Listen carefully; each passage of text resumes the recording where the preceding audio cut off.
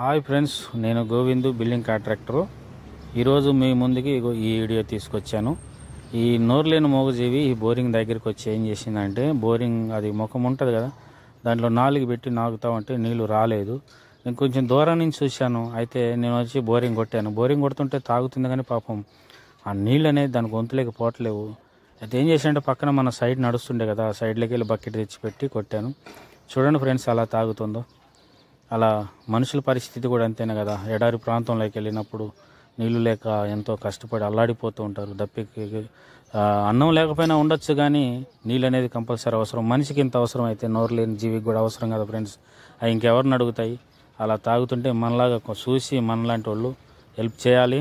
మీరు దయించండి. ఇలాంటి జీవులు కనిపిస్తే మీరు సహాయం చేయడానికి ప్రయత్నించండి. అది బోరింగ్ ఇట్లా కొట్టడమో, లేకుంటే ఇంటి ముందు బకెట్లు పెట్టడమో, లేకుంటే చిన్న హౌజులు పెట్టడమో, ఇట్లాంటి మూగజీవులు ఆవులకి నీళ్లు తాపటం ఎంతో మంచిది, శ్రేష్టమైనది, పుణ్యము దక్కుతుంది. Okay friends, bye.